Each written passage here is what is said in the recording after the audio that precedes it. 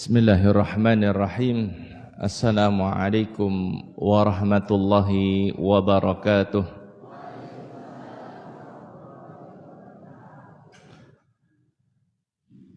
Alhamdulillahi rabbil alamin. Hamdan yuafi ni'amahu wa yukafi mazidah. Ashhadu an la ilaha illallah wahdahu la syarika lah. Wa ashhadu anna Muhammadan abduhu wa rasuluh. Allahumma salli wa sallim wa barik ala nabiyyina Muhammadin wa ala alihi wa sahbihi ajma'in. Ya ayyuhalladzina amanu taqullaha haqqa tuqatih wa la tamutunna illa wa antum muslimun. Yang saya hormati segenap takmir Masjid Al-Hikmah.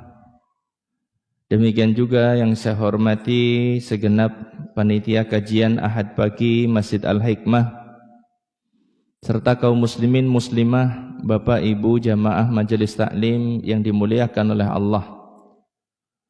Pertama, marilah kita panjatkan puja dan puji syukur kehadirat Allah Subhanahu wa taala atas segala limpahan nikmat yang Allah Subhanahu wa taala berikan kepada kita. Di kesempatan pagi ini Allah Ta'ala mudahkan kita untuk mengawali hari ini dengan amalan yang insya Allah dicintai oleh Allah Subhanahu wa Ta'ala, yaitu majelis taklim. Tentunya kita berharap dari majelis ini Allah berkenan menambahkan untuk kita semuanya ilmu yang bermanfaat. Amin ya rabbal alamin. Salawat serta salam semoga senantiasa tercurah terlimpah bagi panutan kita Nabi besar Muhammad sallallahu alaihi wasallam, keluarganya, para sahabatnya beserta umatnya yang setia hingga akhir zaman. Kaum muslimin dan muslimah, Bapak Ibu sekalian rahimani wa rahimakumullah.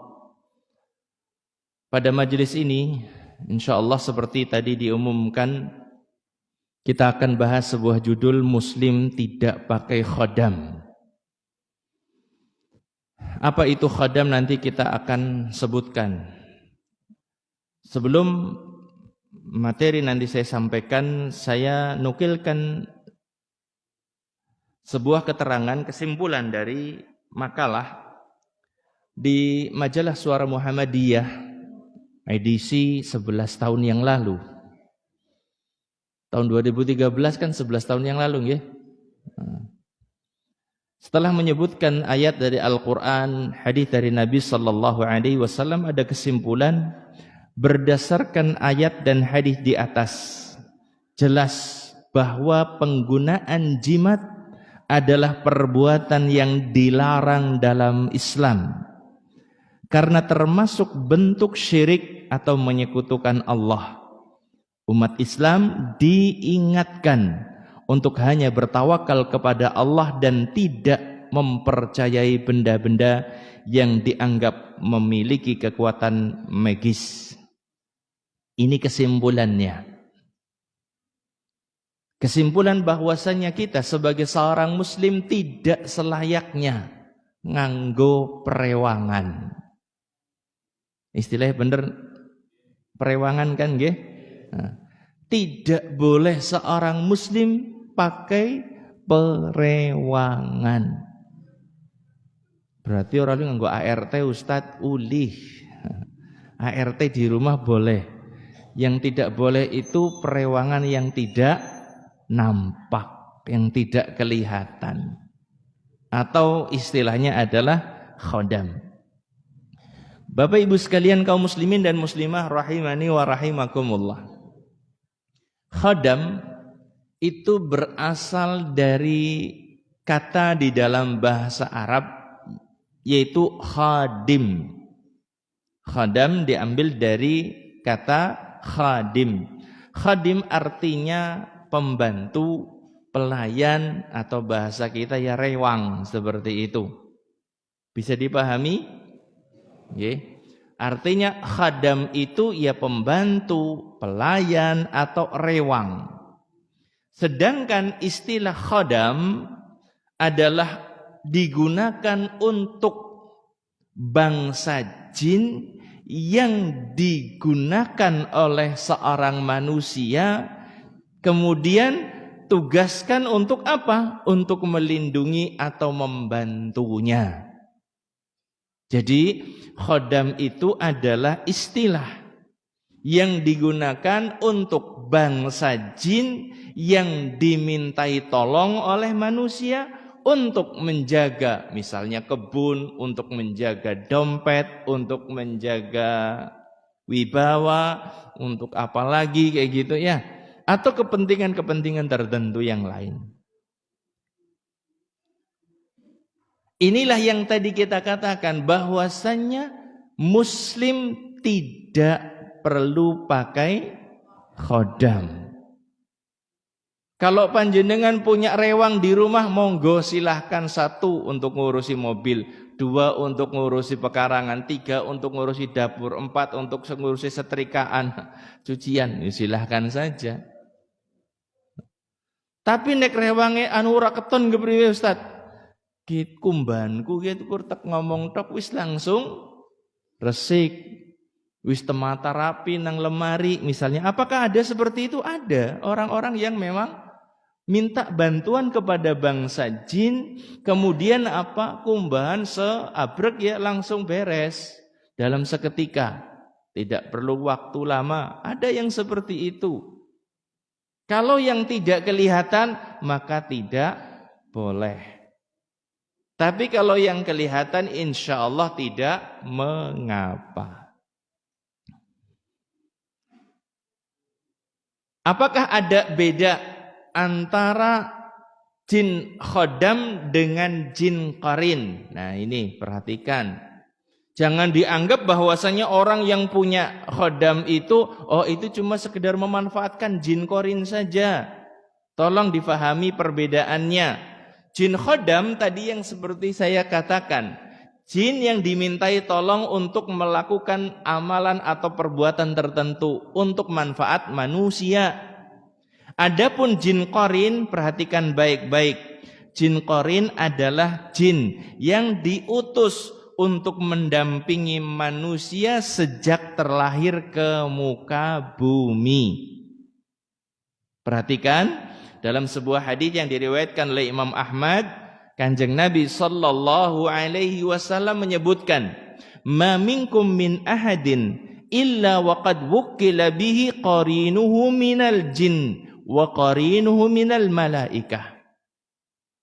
Tidak ada seorang di antara kalian melainkan ada qarin yang dipasrahi dari bangsa jin dan qarin dari bangsa malaikat. Setiap orang yang terlahir ke alam dunia, di sana dipasrahi ada jin sebagai qarinnya, satunya lagi apa tadi? Malaikat. Qarin dari bangsa jin, qarin dari bangsa malaikat. Bagaimana penjelasan ulama? Para ulama mengatakan bahwasannya qarin dari bangsa malaikat senantiasa mengajak kepada kebaikan. Sementara qarin dari bangsa jin menjerumuskan kepada keburukan. Esuk-esuk siki hari Ahad pagi panjenengan teka maring majelis taklim. Kira-kira terpengaruh qarin dari jin apa qarin dari malaikat? Insya Allah seperti itu. Tapi nek panjenengan esuk-esuk hari Ahad kok malah ana pengumuman Kang Pak Bambang pengajian nang majelis taklim Masjid Al-Hikmah. Ternyata malah panjenengan milih mau kelambi sing sesek kemudian melu joget-jogetan. Kira-kira terpengaruh qarin dari bangsa apa ini? Jenengan sing jawab nggih. Astaghfirullahaladzim. Jadi seperti itu Bapak Ibu. Para ulama menjelaskan qarin itu ada 2 macam. Qarin dari bangsa malaikat itu yang membisikkan kepada manusia perkara kebaikan. Qarin dari bangsa jin membisikkan perkara-perkara yang itu merupakan keburukan. Maksiat, dosa dengan berbagai macam bentuknya. Demikian tadi yang Qarin dari bangsa malaikat, membisikkan kebaikan-kebaikan yang ada. Adzan subuh sing gligat langsung tangian subuh apa sebelum subuh?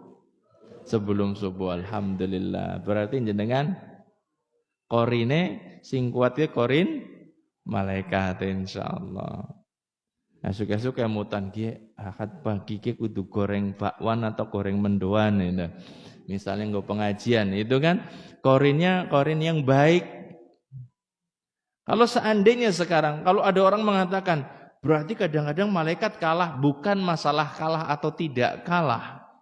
Karena unsur kebaikan itu juga dari diri manusia itu sendiri kan. Kalau seandainya malaikat ditugaskan untuk jadi Qarin manusia, jin ditugaskan Qarin bagi manusia. Kok ngantekan malaikatnya kalah, berarti malaikatnya lemah ini? Bukan seperti itu jamaah. Karena terkadang manusia itu memang sudah bawaannya atau lingkungannya itu jelek. Sehingga apa? Malaikatnya itu tidak berpengaruh besar untuknya. Bapak Ibu sekalian rahimani wa rahimakumullah. Dan ternyata Qarin dari bangsa jin ini bukan hanya untuk manusia secara umum. Bahkan Kanjeng Nabi sallallahu alaihi wasallam pun ada Qarinnya. Kanjeng Nabi Bapak Ibu ternyata ada Qarinnya juga dalam hadis yang diriwayatkan oleh Imam Muslim. Beliau sallallahu alaihi wasallam bersabda, "Ma minkum min ahadin," tidak ada seorang di antara kalian illa kecuali qad wukila bihi qarinuhu minal jin, kecuali telah dipasrahi Qarin dari bangsa jin. Kemudian para sahabat bertanya, "Wa iyyaka ya Rasulullah, apakah panjenengan juga seperti itu wahai Rasulullah? Panjenengan juga ada Qarinnya?" Kemudian Kanjeng Nabi mengatakan, "Wa iyaya, demikian juga aku ada Qarinnya. Illa annallaha a'anani alaihi fa aslam." Hanya saja Allah Subhanahu wa taala menolongku sehingga Qarin yang ada padaku itu kemudian aslama, bisa dikatakan menyerahkan dirinya kepadaku atau dikatakan masuk Islam. Qarin yang ditugaskan untuk Nabi sallallahu alaihi wasallam itu jadi Qarin baik, jinnya itu jadi jin baik. Kemudian Nabi mengatakan, "Fala ya'muruni illa bi khair." Qarin yang ditugaskan kepadaku tidak memerintahkan aku kecuali kebaikan. Kalau Qarin dari bangsa jin untuk yang lainnya itu merintahkan kepada kejelekan. Namun Qarin yang ditugaskan untuk Nabi ternyata kalah. Kemudian memerintahkan kepada apa? Kebaikan. Masya Allah. Bapak Ibu sekalian rahimani wa rahimakumullah. Saat-saat ini beberapa waktu yang lalu lagi ramai orang mengaktifkan Qarinnya katanya untuk jadi khodam, ya. Ada khodamnya apa enggak? Cek khodam katanya seperti itu. Jamaah sekalian rahimani wa rahimakumullah. Saya mau tanya sama panjenengan. Jin itu termasuk alam nyata atau alam gaib?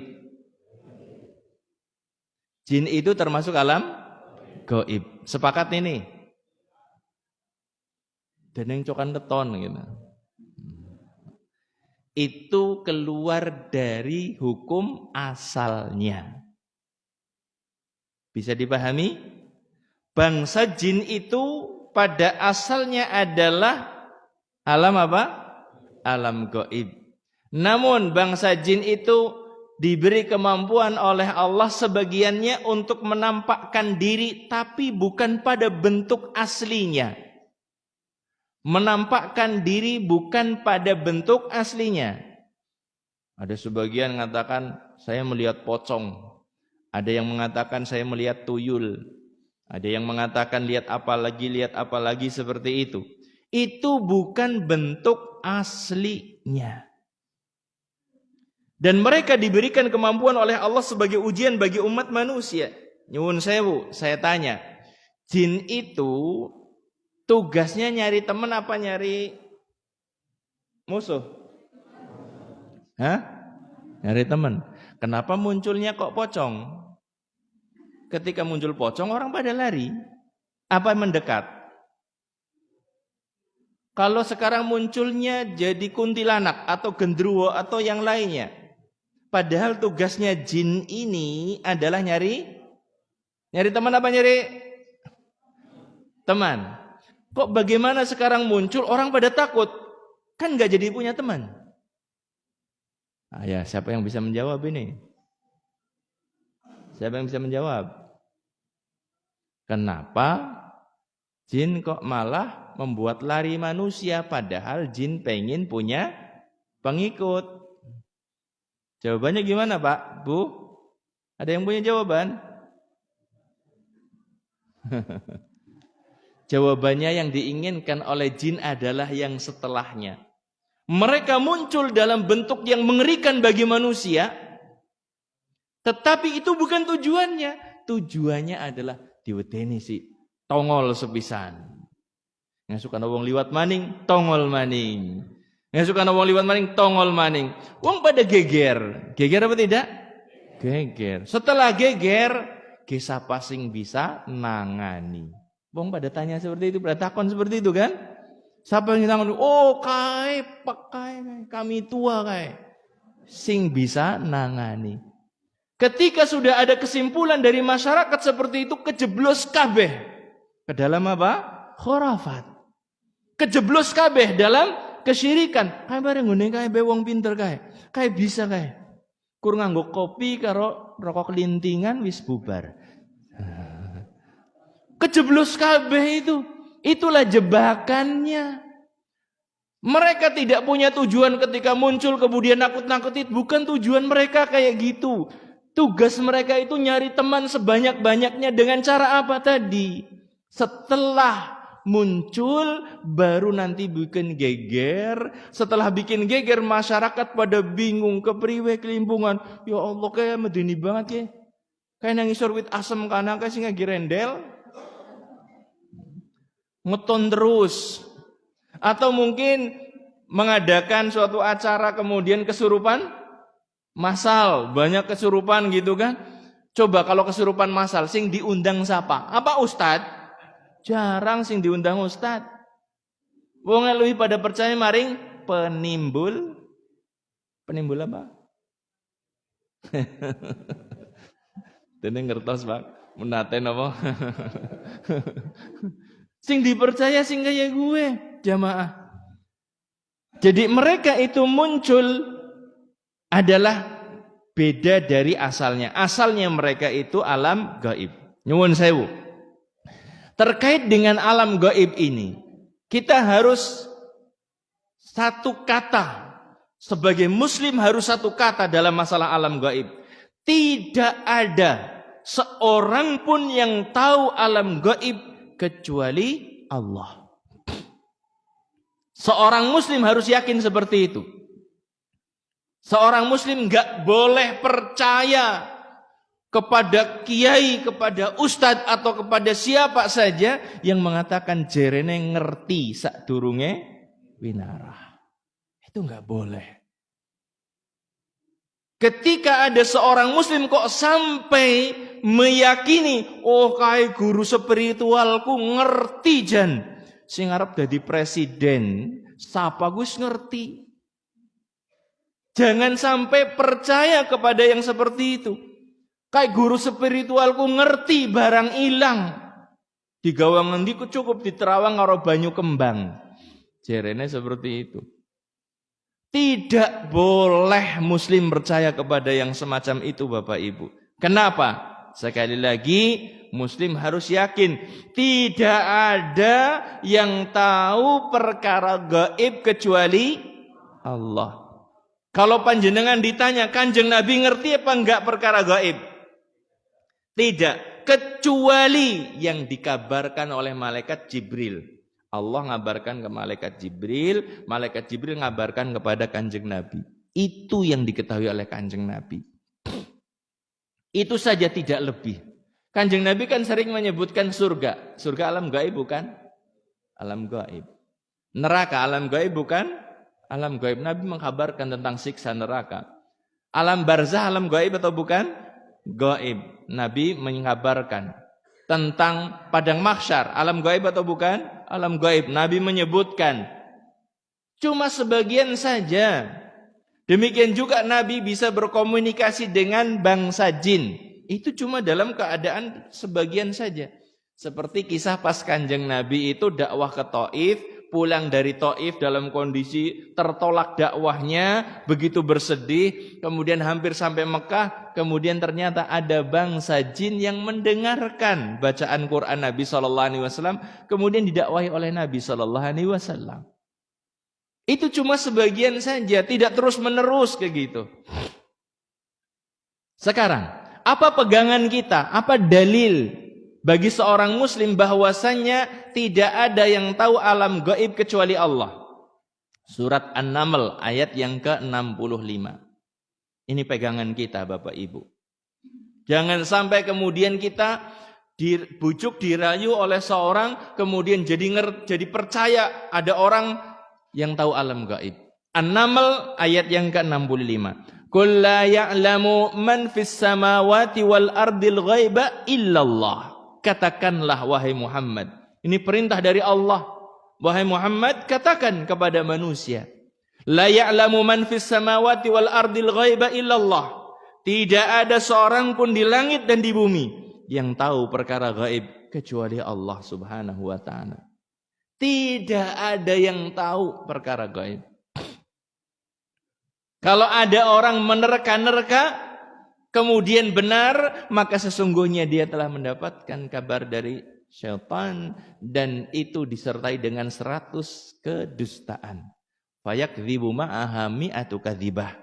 Benarnya satu dibumbui dengan 100 macam kedustaan.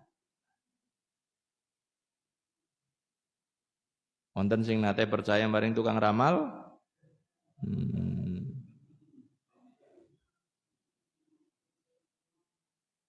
Segera tobat. Wonten sing nate maca ramalan bintang terus mandan wedi? Segera tobat. Itu dosa besar banget loh. Karena apa? Nyuwun sewu, itu termasuk kesyirikan.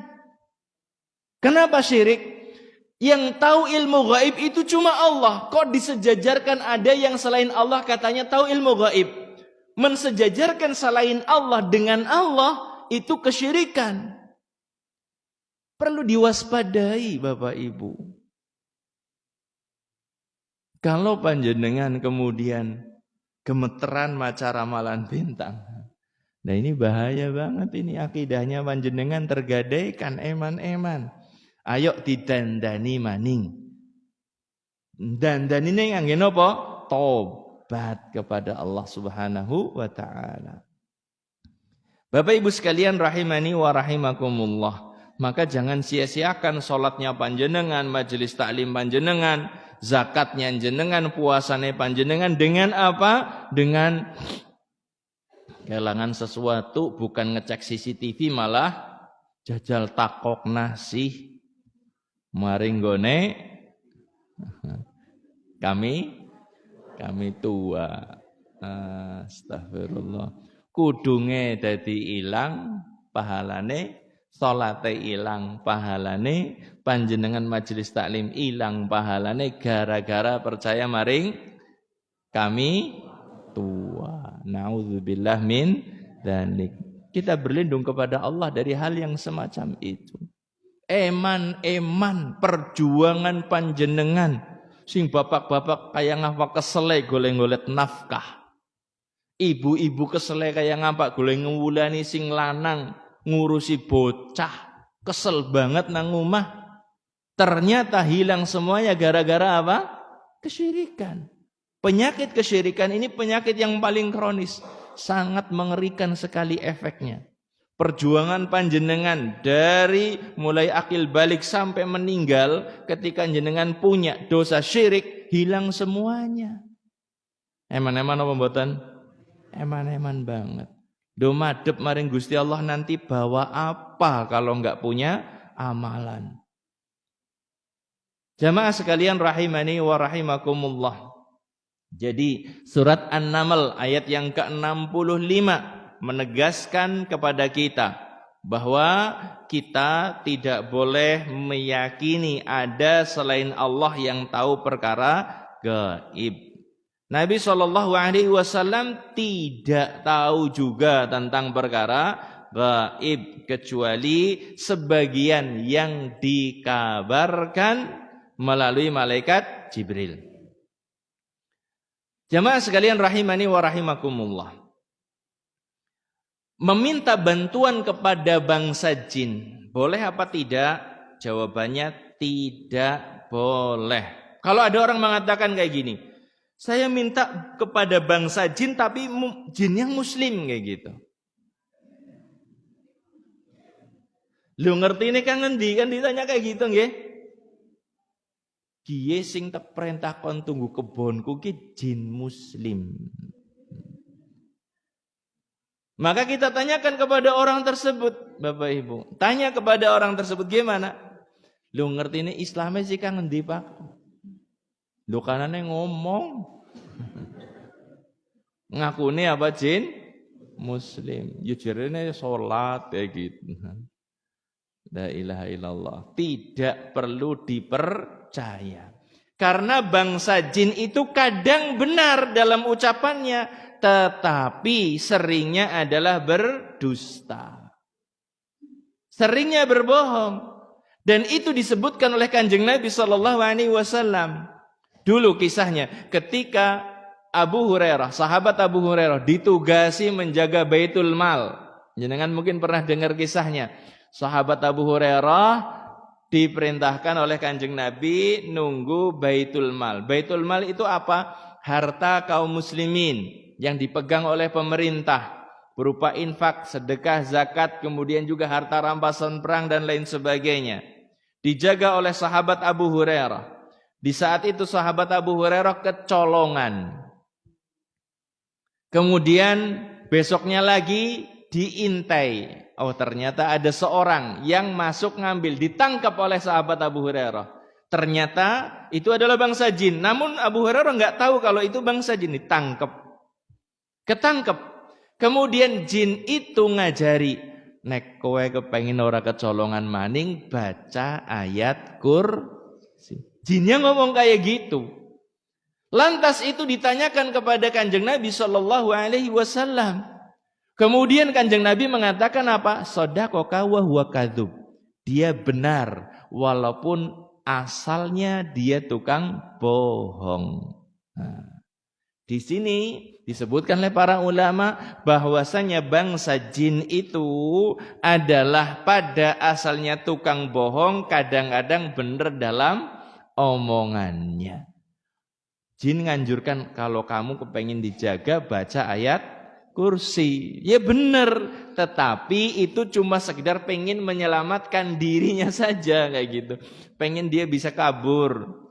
Jamaah sekalian rahimani wa rahimakumullah. Jadi tidak boleh kita minta tolong kepada bangsa jin.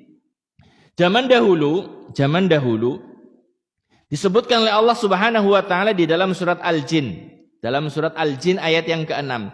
Wa annahu kana rijalun minal insi ya'udzuna birijalin minal jinni fazaduhum rahaqa. Dan bahwasanya ada beberapa orang laki-laki di antara manusia meminta perlindungan kepada beberapa laki-laki di antara jin. Maka jin-jin itu menambah bagi mereka dosa dan kesalahan.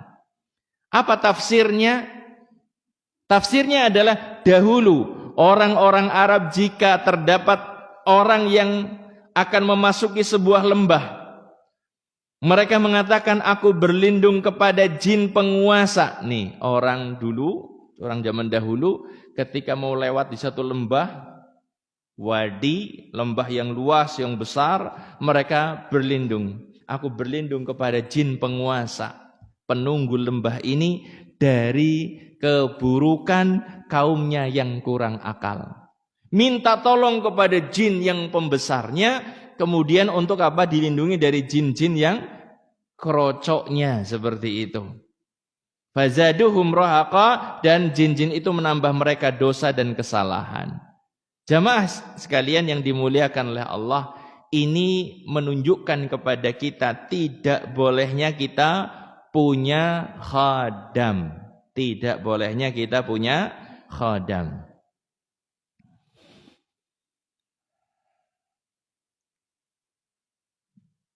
Yang perlu kita fahami terkait dengan khadam ini, bahwasanya tidak ada manusia yang diberikan kemampuan untuk mengendalikan jin kecuali hanya Nabi Sulaiman.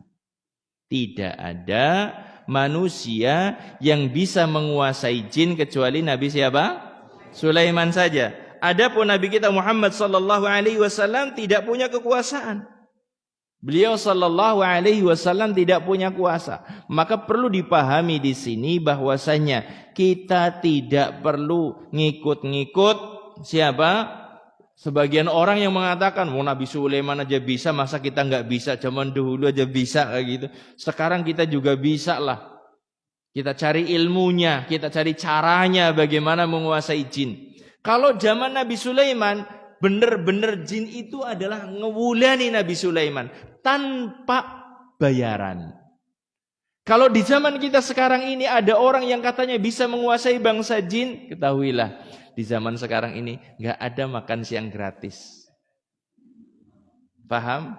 Istilah nggak ada makan siang gratis. Artinya apa? Ketika jin mau ngasih bantuan pertolongan pasti ada ongkosnya. Ongkosnya apa? Ongkosnya maksiat, jamaah. Ongkosnya apa? Maksiat. Maksiatnya berupa apa? Ada sebagian yang mereka punya ilmunya tinggi. Ongkosnya dengan menjadikan mushaf, nggak jadikan pijakan di WC.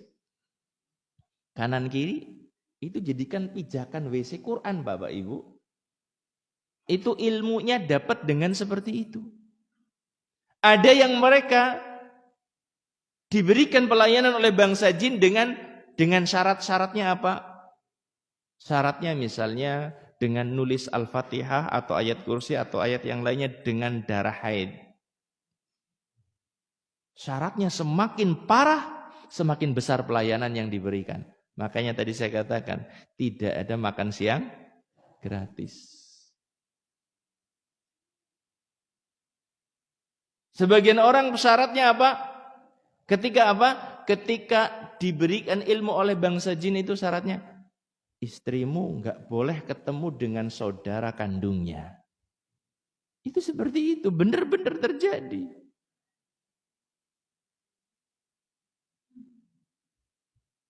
Jadi na'udzubillah, semakin besar pelanggaran yang dilakukan, maka jin itu akan semakin lulut. Lulut paham nggih bahasane nggih? Lulut nggih, lulut akrab, nempel dan mau memberikan pelayanan seperti itu. Allah Subhanahu wa taala menyebutkan tentang apa yang Allah berikan kepada Nabi Sulaiman. Perhatikan di dalam surat Shad ayat 36 sampai 39. Surat Shad 36 sampai 39. Fasakharna lahu ar-riha tajri bi amrihi rukha'an haitsu asab.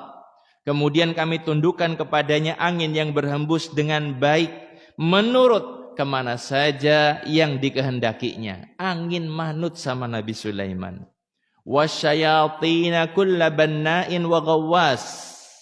Dan kami tundukkan pula untuknya setan-setan, semuanya ahli bangunan dan penyelam. Setan ternyata ada yang ahli bangunan.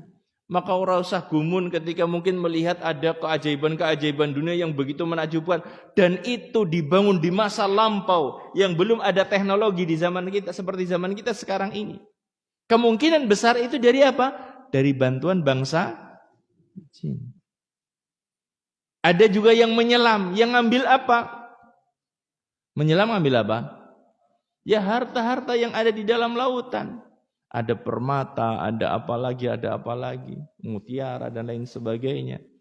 Wa akharina muqarranina fil aswad, dan setan yang lainnya yang terikat terbelenggu. Jika tidak mau tunduk kepada Nabi Sulaiman, dibelenggu di masa itu. Masya Allah. Kekuasaan yang luar biasa. Hadza ata'una famnun aw amsik bighairi hisab. Inilah anugerah kami, maka berikanlah kepada orang lain atau tahanlah dengan tiada pertanggungjawaban. Jamaah sekalian yang dimuliakan oleh Allah, jadi kekuasaan menundukkan jin itu hanya diberikan kepada siapa? Nabi Sulaiman. Nabi kita sallallahu alaihi wasallam tidak ada kemampuan seperti itu. Karena di antara doa yang dipanjatkan oleh Nabi Sulaiman adalah Rabbi habli mulkan la yanbaghi li ahadin min ba'di. Ya Allah, karuniakanlah kepadaku kekuasaan yang tidak dimiliki oleh seorang pun sesudahku. Kekuasaan yang tidak ada tanding, tidak ada bandingnya. Kekuasaan yang sangat luar biasa. Angin manut gitu sama Nabi Sulaiman. Bisa berbicara dengan semut. Dia kayak ngomong, ada yang ngaku-ngaku bangsa semut bisa berbicara.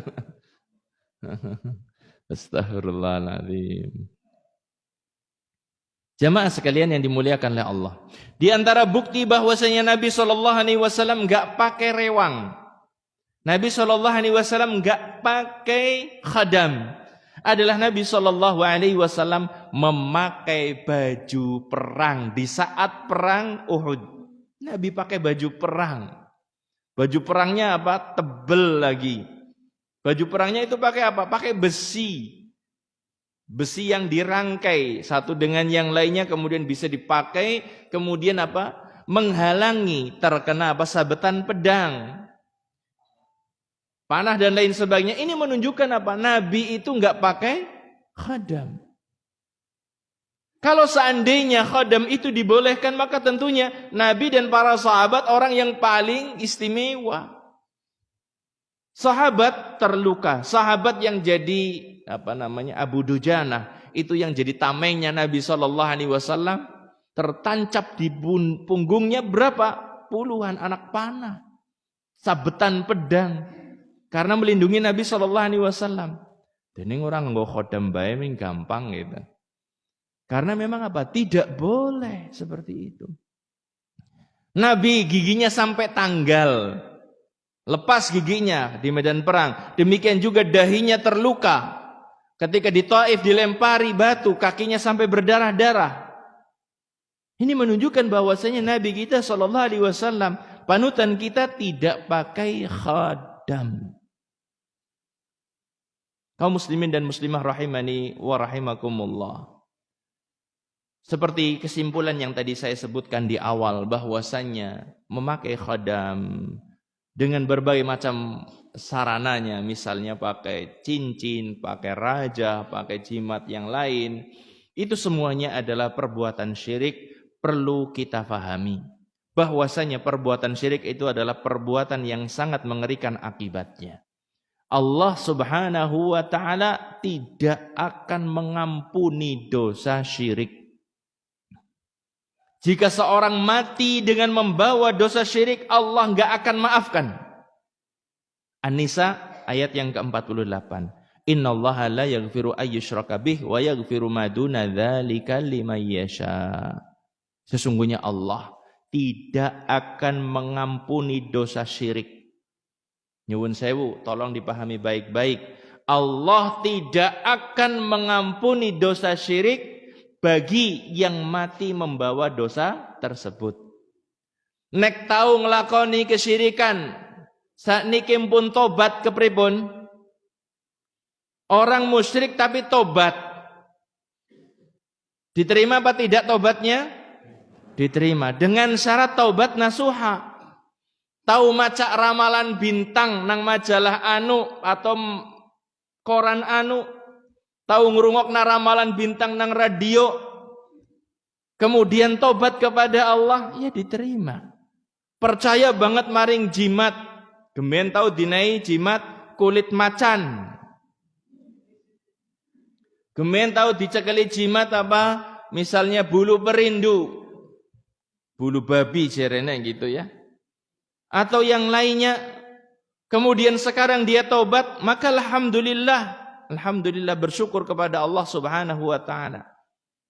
Allah tidak ngampuni orang yang melakukan syirik jika mati dalam kesyirikannya. Jika mati esih percaya maring jimat-jimat tersebut, masih percaya kepada raja yang pernah dituliskan di punggungnya, masih percaya kepada susuk yang ditanam di tubuhnya.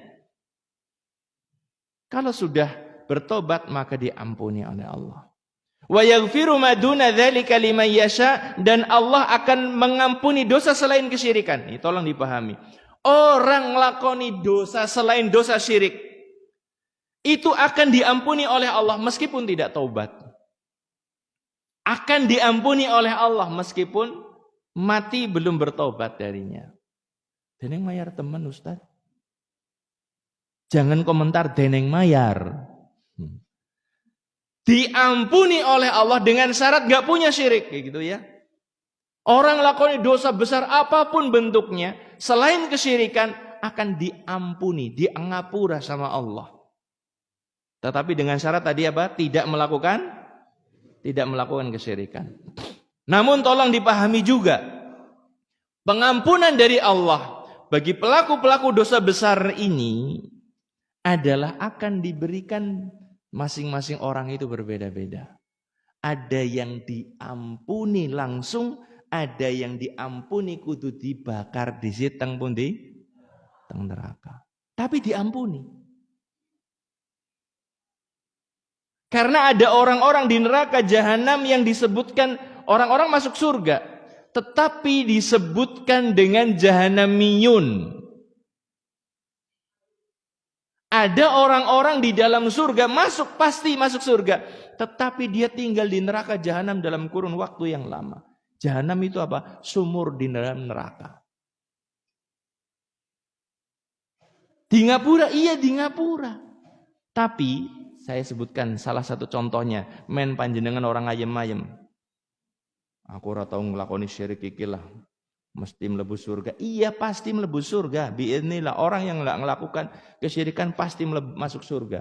Tapi ngerinya adalah apa? Ketika seorang dia mampir dulu ke neraka, itu ngeri banget. Menakutkan banget.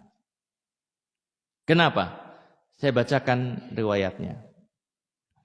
Yakhruju qaumun minan nari bi syafaati Muhammadin sallallahu alaihi wasallam fayadkhuluna al-jannah yusammuna al-jahannamiyin.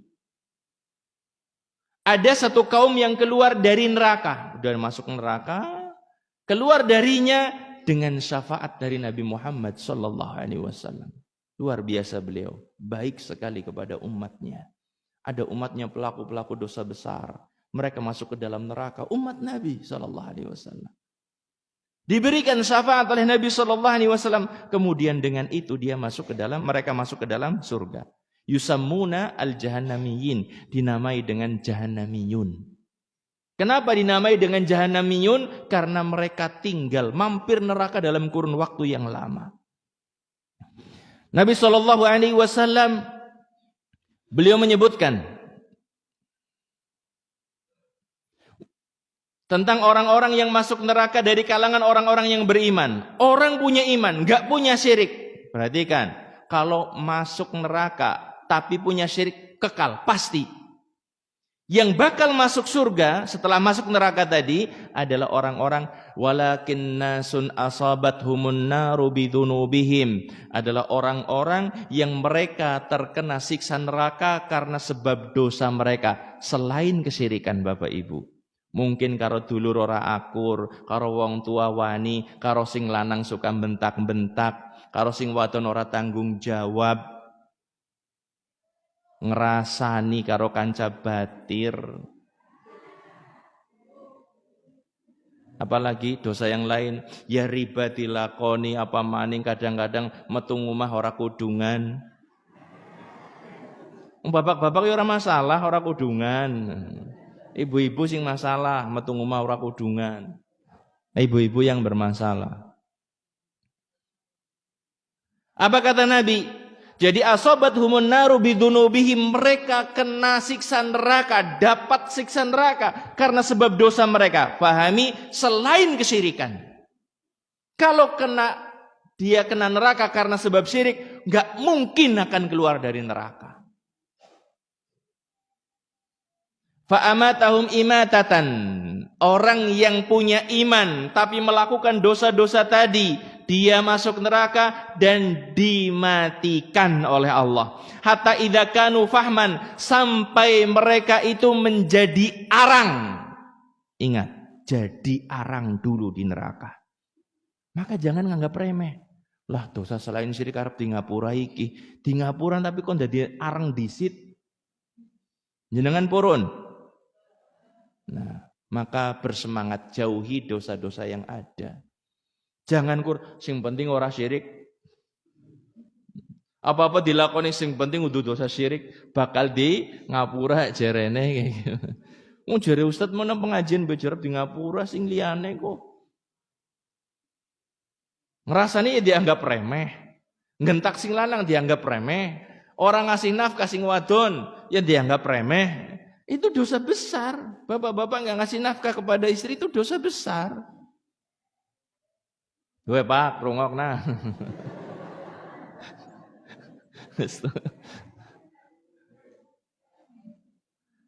Kemudian apa? Adzina bis syafa'ah. Kalau sudah jadi arang baru diizinkan dapat syafaat dari Nabi Muhammad sallallahu alaihi wasallam. Medeni mbak? Medeni banget. Dapat syafaatnya kalau sudah jadi arang dulu. Aja dikira kur dari ini sendelem kena geni api neraka wis. Metu langsung kayak gitu. Enggak, jadi arang dulu baru diizinkan dapat syafaat. Karena apa? Sebab dosa-dosa tadi. Nek dosa syirik nggak mungkin akan keluar. Faji'a bihim dobair, kemudian mereka didatangkan rombongan-rombongan.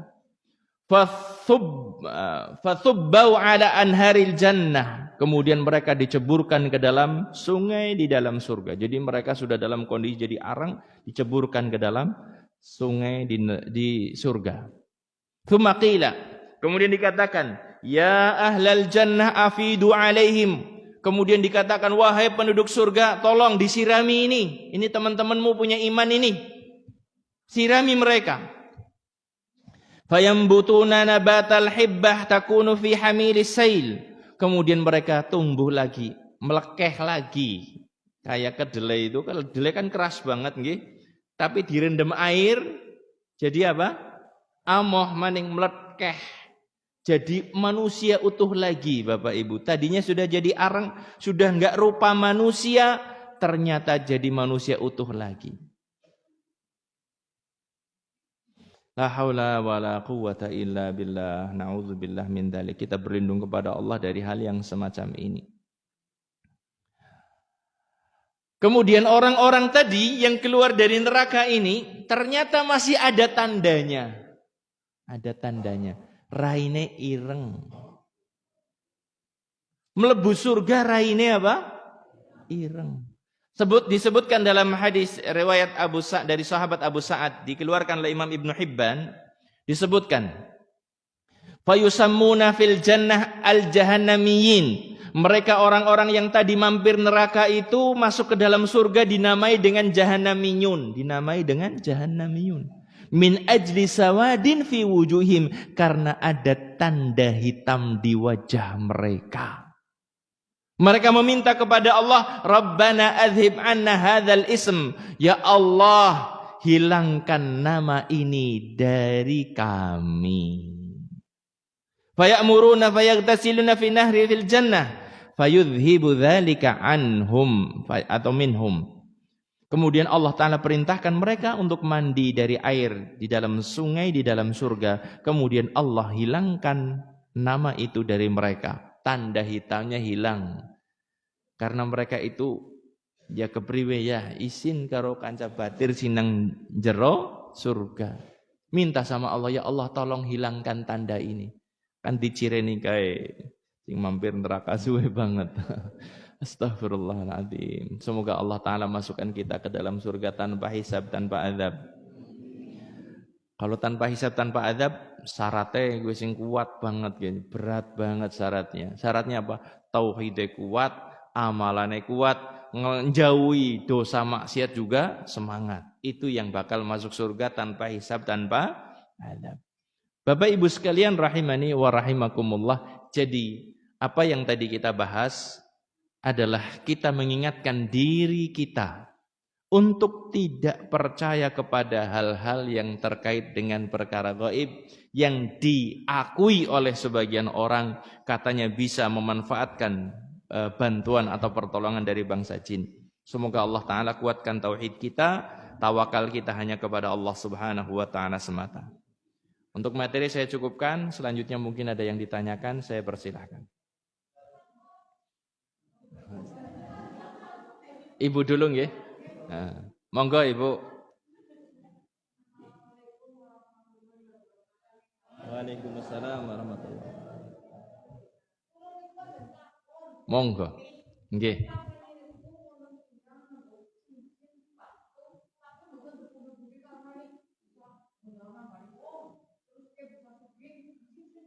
Nggih. Niki kados niki. Nyuwun sewu kados niki Ibu. Tolong diperhatikan asal usul cincin itu dari mana. Kados ngaten. Jadi tidak boleh sembarang. Aku ora yakin tapi anu cincine dinaik nang Mbah Buyute jerene anu gemien nggo nambani dan lain sebagainya. Itu enggak boleh, jangan dipakai. Kemudian aku jane ora percaya iki anu dinaik nang kancane. Kancane anu apa? Kancane dukun, ora kena dinggo. Nek panjenengan tuku maring pasar dinggo ya silahkan. Nggih, seperti itu bisa dipahami nggih. Kalau seandainya ada orang ngasih, ini juga perlu dipahami, jangan sampai kita sembarang pakai. Karena cincin yang sudah kadung itu bahasa Indonesianya apa? Terlanjur. Sudah terlanjur diisi, itu jangan sembarangan. Harus dimusnahkan. Enggak bisa lunga. Enggak seperti itu. Cincin yang beli dari toko, kalau ini belinya di Mekah, alhamdulillah, itu tidak ada unsur apa-apanya. Saya cuma senang aja pakai cincin dari perak, itu ya bukan dari emas atau dari apa, dari perak. Saya senang pakai seperti itu, enggak ada masalah. Tetapi kalau cincinnya itu ono pindah diwariskan, apalagi anu cincin kang Mbah Buyut punya akeh dipundi-pundi gemien lah sik ora percaya ki dinggo. Itu bakal ngrubesi hidup yang make. Pasti. Nggih.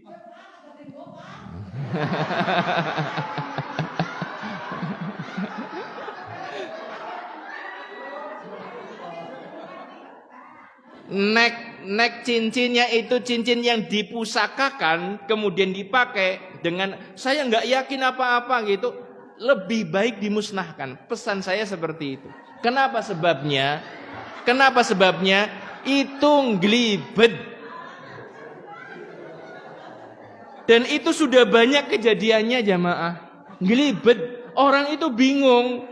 Kenapa kok saya sama istri kok nggak pernah akur? Kenapa sama anak nggak pernah akur? Kenapa di rumah kok nggak pernah damai kayak gitu? Ada sesuatu masalah terus kayak gitu. Ternyata ujung-ujungnya dari cincin. Ketika cincinnya dihancurkan, tek, sudah bubar masalahnya.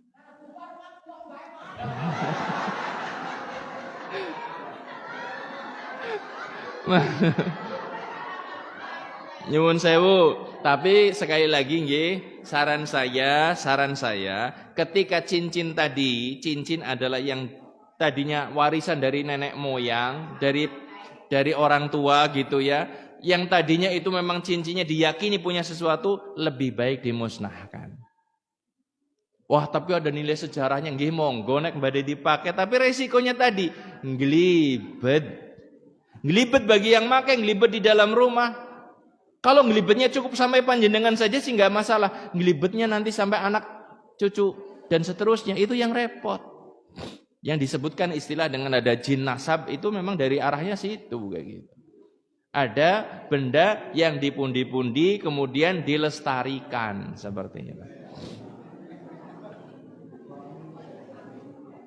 Aja tengok kanan kiri sing duwe cincin siapa gitu. Nek batu kelawing ya nggak masalah kali kelawing. Nyuwun sewu. Jangan cuma sekedar wis retek nggo nang ndi tawakan ming keponakane. Pada bayang lombo. Mindahkan masalah dari orang kepada yang lain seperti itu. Dimusnahkan.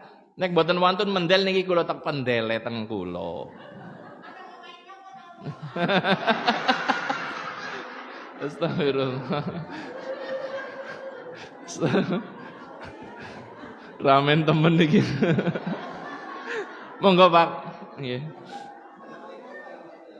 Waalaikumsalam warahmatullahi wabarakatuh.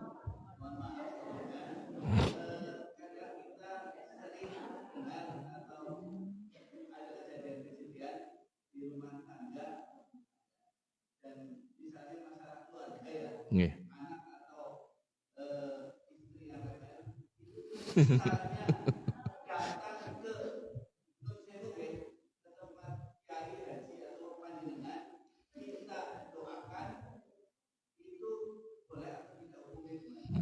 Terima kasih.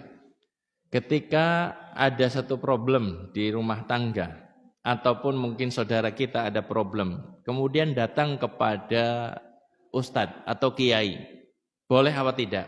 Tolong dipahami. Lihat dulu seperti apa ustadznya, seperti apa kiainya.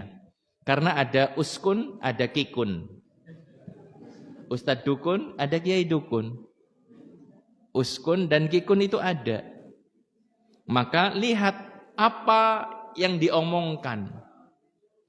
Kalau yang diomongkan oleh ustadz tersebut atau kiai tersebut adalah arahan, oh panjenengan sing dadi wong lanang ya kudu nglumuhi karo sing wadon. Sing wadon kudu ngormati maring sing lanang, nggih dalile seperti ini. Insyaallah seperti itu didatangi enggak ada masalah. Tetapi nek panjenengan datang dari sana, pulang dari sana kemudian uli-uli apa? Banyu, uli-uli kertas, engko direndam ya, engko diumbe ya, men kok guyub maning. Boleh apa mboten? Mboten. Ya seperti itu. Kiai itu enggak semuanya satu level, ustadz juga enggak semuanya satu level. Ada yang ustadz seperti yang tadi saya katakan, uskun, ustadz dukun, ada kikun, kiai dukun. Kalau seandainya sekarang omongannya kayak gini, wah jenengan orang bisa akur karo sing lanang karo sing wadon, giana sing ngirimi. Kira-kira ustadz bener apa mboten? Mboten, jangan didatangi yang model seperti itu. Yang memberikan arahan, memberikan advice yang bagus, maka insya Allah itu tidak ada masalah. Didoakan juga nggak ada masalah. Tetapi tadi ciri-cirinya seperti yang tadi saya sebutkan. Saged dipahami nggih? Barakallahu fiik.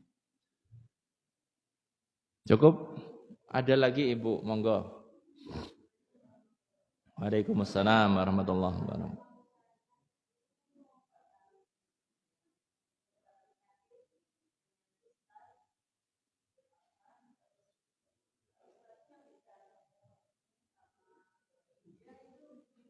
Itu dukun, ustadz dukun. Bisa ngomong sama jinnya, ustadz dukun. Artinya nyuwun sewu, kalau di ruqyah itu tidak perlu ada komunikasi.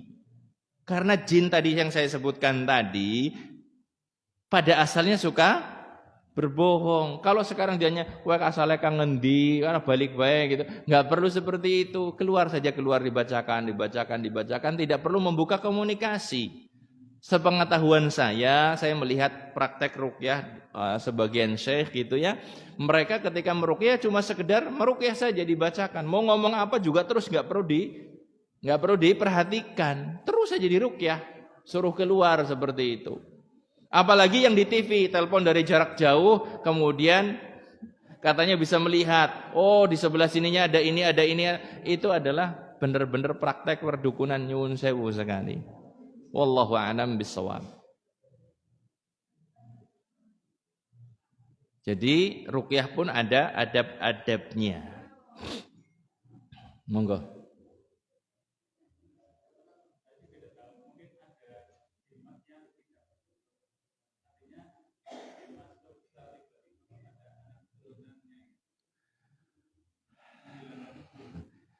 Ketika seorang itu mendapati ada anak kok tiba-tiba jadi indigo, bisa melihat, sing liyane ora bisa weruh, ternyata kira-kira anak dan lain sebagainya gitu ya.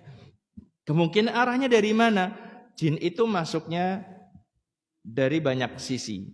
Di antara kemungkinannya adalah, salah satu kemungkinan, ketika hubungan suami istri tidak berdoa. Ketika hubungan suami istri tidak berdoa, maka jin itu bisa ikut serta nimbrung, ganggu si anak ini. Jadinya anak katanya punya indera ke-6. Padahal itu bukan kelebihan, tetapi itu adalah penyakit. Itu bukan kelebihan. Orang bisa ngerti alam gaib itu bukan kelebihan, tetapi itu penyakit, ada gangguan. Ada jin yang nempel padanya. Kemudian, itu salah satu kemungkinannya. Kemungkinan yang lain adalah apa? Mbahnya, bapaknya, mbahnya atau buyutnya yang ada ngagung-ngagungkan jimat atau punya ilmu tenaga dalam. Jadi si buyut atau si cucu ini bisa dapat transferan langsung dari apa? Dari orang tuanya atau dari mbahnya atau dari buyutnya. Model seperti itu. Makanya tadi saya katakan, ketika ada cincin yang itu warisan temurun-temurun, dimusnahkan untuk memutus apa? Memutus jin nasab. Untuk diputus dengan cara seperti itu. Kalau enggak, nyuwun sewu, tidak ada yang aman. Jenengan mungkin sekarang aman, tetapi anak panjenengan. Lho deneng anakku deneng dadi nakal temen kena apa ya? Orang kena diomongi, subuhan deneng orang kena digugah. Ya. Itu terjadi yang semacam itu. Bagaimana cara menghilangkannya? Ditelateni orang tuanya itu untuk meruqyah anaknya. Di tempat saya dulu di Kemeranjen ada juga orang yang seperti itu. Anaknya itu punya temannya jin. Sepedanya katanya rodanya serumah gedenya. Itu kalau jinnya datang itu nanti si anaknya itu riang gembira. Kalau temannya sudah pergi nanti murung lagi, diem kayak gitu. Sama orang tuanya, alhamdulillah orang tuanya sigap, kemudian apa? Diruqyah, dirutinkan ruqyah sendiri, diruqyah lagi. Alhamdulillah hilang. Jadi si anaknya ini ditanya sama orang tuanya, temanmu itu dari mana asalnya? Temanku dari Gombong. Itu di dekat PKU rumahnya. Dekat PKU Muhammadiyah, Gombong itu katanya seperti itu.